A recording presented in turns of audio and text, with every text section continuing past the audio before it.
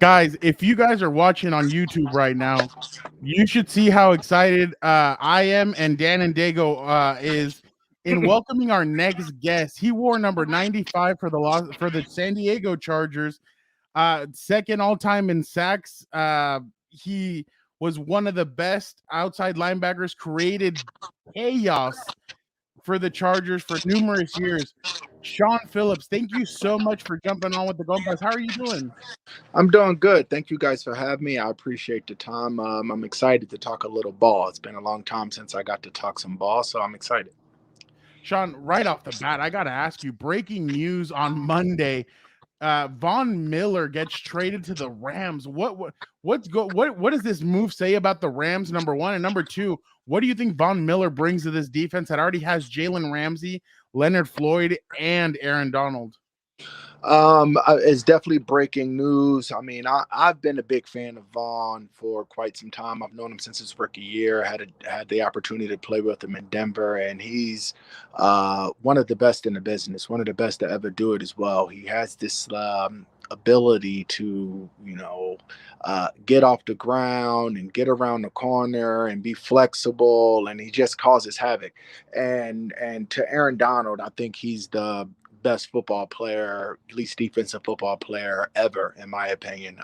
There's not many like him to ever do it. But now when you put those two on the same front, I'm excited. I'm excited to watch them play. I love watching defensive minded teams play. So that's going to be exciting. And to have Jalen Ramsey over there, what it probably says that the Rams are going all in. So they put all their chips on. They put all their chips on the table. I mean, right now it's looking like they'll definitely go to the playoffs. And we all know the old adage of football: offense wins games, defense wins championships. And so they are positioning themselves to be a championship contender.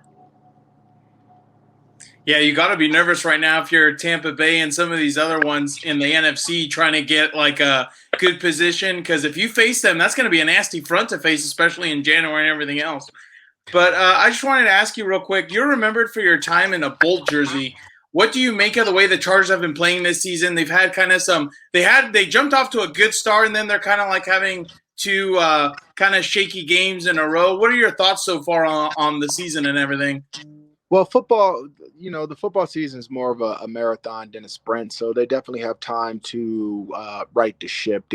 The season's not over. There's going to be ebbs and flows through any season. There's always those highs and lows. So one of the things you try to do, though, as a good football team, is to not lose two in a row. So unfortunately, they did. Unfortunately, they did lose two in a row, but I wouldn't.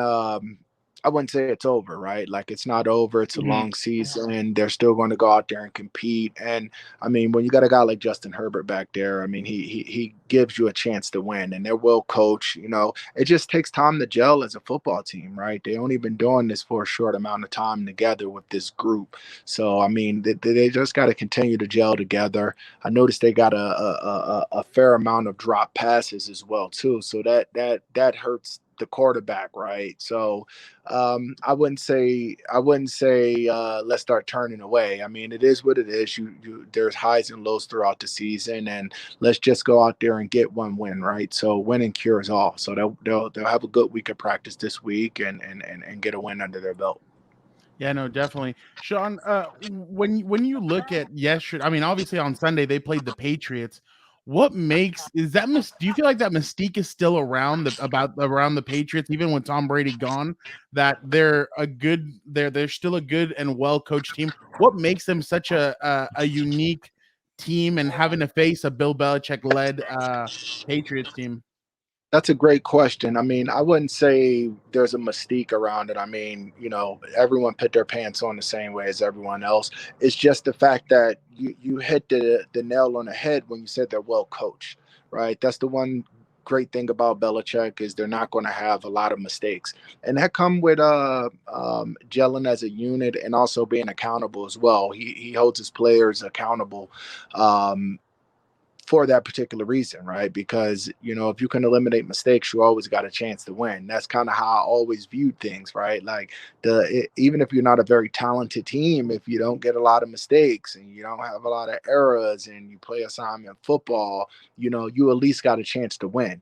So when you get that, and then you can add some skill position or some talented players on there, then that gives you a better chance to win. So it ain't that they have some secret sauce. It's just that they're well coached and they do things that do the right things, right? You take care of business, you take care of your job, you're accountable for your job, and every man plays their role. And that's what makes up a good football team, right? Everyone knows their role, everyone's accountable, and everyone does their job to the best of their ability. And when you get an opportunity to make a play, that is when you make a play. Yeah, that's very true. One thing that was crazy about this weekend, like, can you just explain what's going on in the NFL right now? The Titans lost to the Jets, but they beat the Chiefs. They beat the Bills. The Bengals got beat down Bengals beat down the Ravens, but lost to the Jets. Like, what's going on? It's been such a crazy weekend with backups winning games and all this stuff. It's just been wild. Well, you know how football is. I mean, they made a movie about it, Any Given Sunday, right? Al That's the way Pacino, it great works. film. That's the way it works. It's Any Given Sunday. That's why you got to come to play all the time, right? Like the season is a marathon. You're going to win some of the ones that you're supposed to lose, and you're going to lose some of the ones that you're supposed to win. It was an old formula that Marty used to have, rest in peace, is win all home games and win half of your road games and you make it to the playoffs, right? And so that's kind of the secret formula. You're going to win some games, you're going to lose some games. I mean, everyone's so competitive, right? And you never know when the ball's going to bounce your way. And, everyone's good in the NFL. It ain't really like, it ain't like some other sports where, some teams just dominate for such a long time. Yes, we do have some teams in that aspect, but for the most part, everyone's fairly talented. And when everyone's fairly talented and everyone's very competitive, I mean, you never know what could happen, right? Like, it's a winter game. Some of these like West Coast teams got to go play in like Green Bay or something like that, right? So those elements change things. So every week you have a whole new game plan, right? And so what worked last week may not work this week, or you might find yourself in a different predicament where you got to throw the ball more and you're a running team, or vice versa. And it's really a chess match. Who's going to come to play that week. That's why football is the ultimate team sport, because you have 11 people that actually have to be on the same page at the same time, because when that one person is not on the same page, that's usually the person or individual that gets exposed. And so that's why I always call football the ultimate team sport, because there's really 11 people that have to be in sync at all times. Shaun, I need you to explain something to me. There is a 44-year-old quarterback still playing in today's league, and he's playing at a high level. Just what have you made about Tom Brady and kind of the level that he's playing at right now? Well, Tom Brady is the man, by the way. I know Charger fans, I hate me to say that, but Tom Brady is a stud. He's a stud. But football is really the only sport where you get penalized for being older, right? Like you look at soccer, there's a ton of soccer teams or soccer players that are, late 30s that get picked up on a team and they're playing right away. With football, just the nature of the sport, everyone's looking for the next talent so they can play for the next 10 years. They're not really worried about the 1, 2, 3 year players. And that's understandable, but that just goes to show that that's more of a football thing where they want you in your 20s or early 30s to be out there performing, right? Because it is a young man's game. But, if you got the talent, you got the tools and the skill set and the way he takes care of his body and the way sports science has evolved since football has begun, right? Like you don't got 3 a days anymore. You don't got two padded practices a day. You ain't tackling that practice. Like all of those things are out the window. So it allows your body to recover and allows you to go out there perform at a high level, but not only at a high level, but for longer, right? And so I'm glad Tom is kind of breaking that mantra and stereotype down, because with sports science and the way people take care of their body and the way that the game is played now, you can play a lot longer, because really you should be rewarded for having more of a mental edge on people. Like when you first start in the league, your athleticism is at a 10 and your knowledge is at a 1. But as you get older, that number starts to change, and that mental state goes up more to the 10, and then athleticism may go down to a 1. But just because you're a little less athletic, you make up for it in smart, so it actually balances out. But you couldn't tell these NFL owners that, because they want their next young stallion, which is fair enough as well too. But Tom Brady is the man, and I'm looking forward to seeing more guys play a lot longer and at such a high level. It looks like Aaron Rodgers may be up next to do something like that. Who knows? It's definitely going to be interesting, especially because with the news that Adrian Peterson, I think, is getting signed by the Titans. So it's definitely going to be interesting to see what he can do at his age and everything. But let me ask you something real quick. Do you feel like those middle 2000 teams should have won more with like the Charger middle 2000 teams? I know personally, those are one of my favorite teams that I ever watched. I'm a huge Marty guy, so I love those teams. Like, how do you reflect on that time period right there?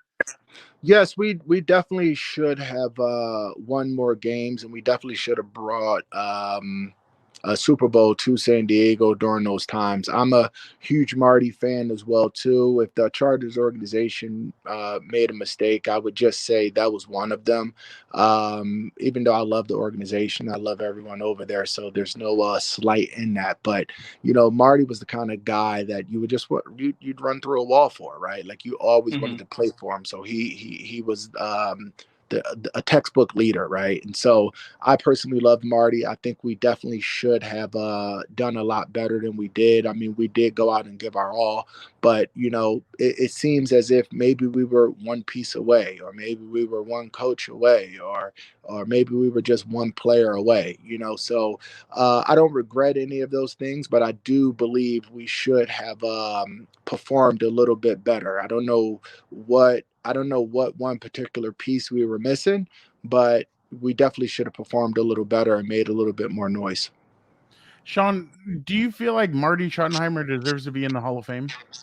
Definitely. Marty's, one of the best coaches to ever do it. I know they have these standards where you got to have a Super Bowl, but I mean, we got to look at wins and playoff appearances and the amount of talent that he's put out and the legacy that he's passed on, right? I mean, his son's still coaching in the NFL, right?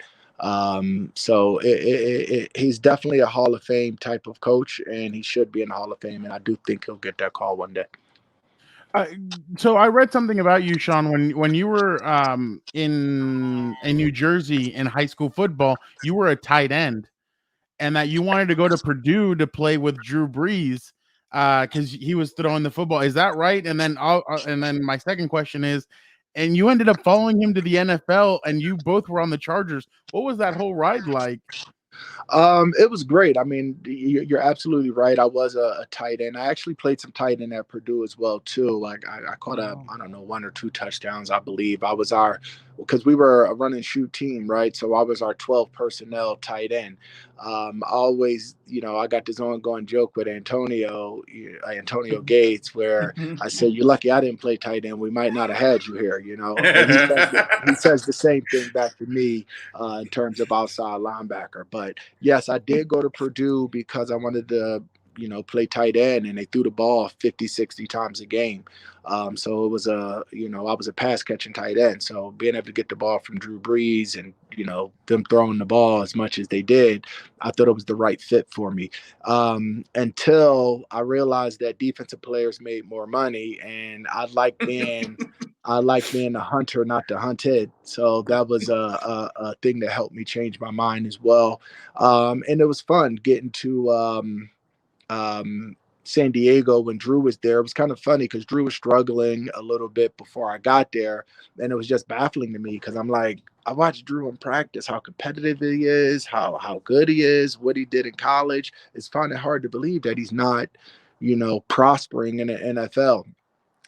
So obviously I got there and we ended up doing a little better. And it's funny, I remember when it clicked with Drew. It was after a game that he got knocked out. He had a concussion, and then he came back, and then we just went on this crazy winning streak. So I don't know if they knocked something straight in him or just or just Drew just start performing as the future Hall of Famer that he will be. So it was pretty cool. We also had Nick Hardwick that I played with in college that was in San Diego with me as well.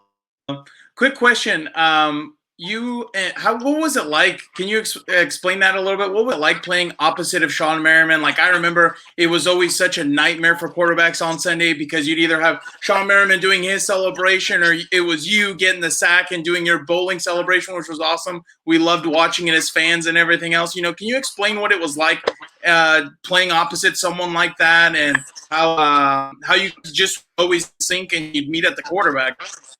Yeah, I mean, I probably would have had twice as many sacks if I didn't have Sean there because he stole some of them, right? Because you got to account for him as well too, and vice versa. It was always fun playing with Sean because he was always so passionate. It's funny because he never talks on the field. Like the guy, like I'm the one out there talking and gibbering and jabbering, and he's just like focused and locked in and doesn't speak and just goes out there and perform. So it was always fun, right? You kind of had to pick your poison. Some teams respected him a bit more, so they would slide the protection his way. Some teams respected me a little bit more, so they would slide the protection my way. It's kind of like you need that. Talking about what's going on in for the Rams, like we were speaking about, you need that other side because if if a team just slide the protection your way all the time, then it's hard for you to make plays. But when you got somebody else on the other side that's equally as accountable and equally as good, then it really helps you out as an individual, which also helps the team out. Shaun, I got to ask you about a moment. I don't know if you can see on the screen right now, but I got to ask you about this moment right here with you guys and Jay Cutler. What was that? What was this? What was going on here? A lot of people have always wondered what was going on in this moment. That was old school. I don't remember exactly what was said, but I do remember that. I mean, Jay's a big talker, just like Phil's a big talker. So I think we were, typical friendly pleasantries. I told him his number looked good on him. Told him good game. I told him Merry Christmas. So I was being nice. I was saying nice things, and he was saying nice things back. Oh well, I love the peace out. Like that was my favorite moment where you're just standing there and you're like, "Peace, dude. See you later." So that's because it was a bunch of talking before the game as well too. Like a lot of the guys were gibbering and jabbering before the game. I think we almost got into it before the game as well. So just friendly competition. No one's really doing anything. It's always weird. Like sometimes you're on the field and somebody's like, "Oh, I'll beat your A." We're like, "You're not doing anything. We're in a football game." No one's beating anyone. No one's going to the car and waiting for someone in the parking lot. These things aren't happening. So it's always common to me when everyone's talking about, "Oh, I'm gonna do this to you or do that to you." It's like you're not going to do anything. We're professional athletes here. We're not thugs. Yeah, exactly. Shaun, last one from us. You obviously the way we kind of formed this together was you put on Twitter that you have a lot of football knowledge, that you want to do more with the game. Can you explain that to us and what you want to do? I mean, obviously you have a plethora of knowledge. You were in the game. You were one of the best pass rushers in the game at one point. You were part of one of the best duos in the NFL. And what do you want to do with all this football knowledge? Are you thinking about coaching? Like, what can you tell us what you're thinking right now about what you want to do? What I want to do, I definitely don't want to coach. Coaching's not really my forte. I do have a 20-year-old son that plays at Sam Houston State right now, who's #1 in the country. So I embark my knowledge on him for the most part. But I love talking about the game, this interaction with you guys. So whether it's on TV communicating, whether it's on the radio communicating, whether it's on the podcast communicating, I just feel like I'm ready to start talking shop, just because I do have a ton of knowledge. I watch a game and and it's funny. I can just break down every play. I see what's happening. I see what's about to happen, and I understand why things are going this way. That was part of my skill set as a player, right? I like to be very knowledgeable about the game, right? I can tell you what anyone's doing from the first man on the roster to the last man on the roster. And that's how I prided myself as a player, is knowing what the people next to me are doing. It makes my job easier. So I just understand a lot of the fundamentals and the context of football, the little nuances and details of football that not a lot of people have, that I love sharing. Maybe I can give a couple tips to these bettors out there as well too. I notice a lot of people are on FanDuel and WinBets, and I'm like, all these people just randomly guessing. Like, I can help you. Yeah, exactly. Well, Shaun, this show is called Compas on the Beat. It is because my co-host and I, Gilbert, we're compas means buddy in Spanish, and you have a place with the compas whenever you'd want. We'd love to keep on doing something with you, and hopefully we can keep on helping you spread that knowledge. Obviously, we're gonna learn, so we definitely love to do something with you. Hopefully in the future. Yep, I'll be available. You guys just let me know. You know how to get in Appreciate touch it. with me now. So, gracias, compas. Thank you, Shaun. Shaun, quick question. My co-host, I gotta let you know, he hurt his back. He hadn't worked out since training camp started. He decided smaller than I am, but he decides to jump rope, go on a 6-mile run, and then he shows up to the game yesterday and he's like, oh, and I'm like, what's the matter? He's like, I worked out too hard. Can you prescribe something for him so that he can get better and he doesn't have to go on IR? a little ibuprofen, but I'll tell you what our coaches told us: put some dirt on it. Love that. Thank you for joining the Compa, Shaun. We appreciate you. Thank you, guys. I'll see you guys soon.